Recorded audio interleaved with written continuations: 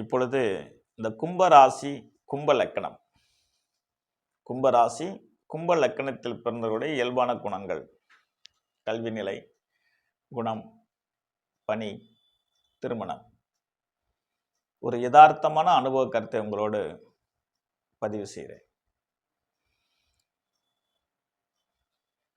மகர ராசி நேயர்களுடைய குணங்கள் என்னவோ அதுவே கும்பராசி நேயர்களுடைய குணமும் இயற்கையாக ஒரு வரியில் சொல்லலாம். ஆனாலும் அது பொருத்தமாகாது.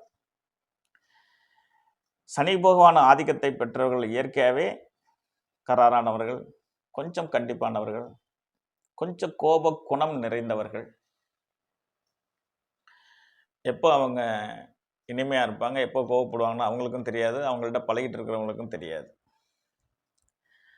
ஏன்னா கும்பம் அல்லவா, நிறைகுடமாக இருந்தால் தளம்பாது, குறைகுடமாக இருந்தால் தளம்ப விடுமாங்க சான்றோர்கள். கும்பம் என்பது குடம், அதை கலசம்னு சொல்லலாம். குன்றில் இட்ட கலசம் போல் அப்படி சொல்லுவாங்க. கோபுரத்தின் மேல் இருக்கிற கலசம் கூட கும்பமே. நாம் தண்ணி தூக்கி கொண்டு வர்ற குடத்துக்கு கூட கும்பம் தான் பேர்.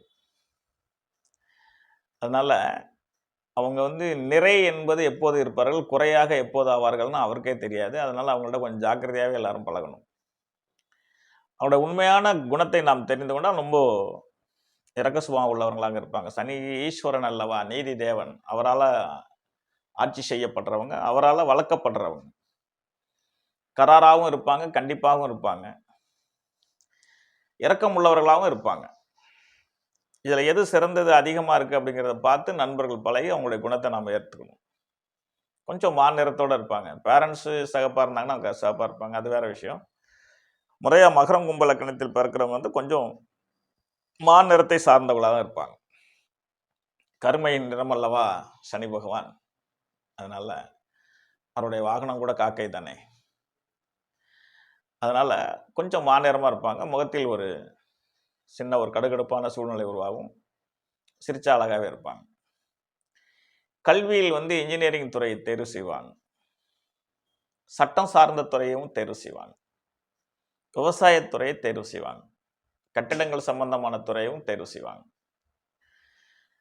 பொதுவாக ஒரு எழுகுவான, அதாவது லேசான துறையை தேர்வு செய்ய மாட்டாங்க. ஏன்னா சனி பகவான் கடுமையான உழைப்பாளி என்பதனால இன்ஜினியரிங்கிறது ஒரு கடுமையான உழைப்பு தான், விவசாயம் என்பது ஒரு கடுமையான உழைப்பு தான், சட்டம் சார்ந்த துறைங்கிறது எல்லாமே கொஞ்சம் ரிஸ்கான துறையாகவே அவங்க தேர்வு செய்வாங்க.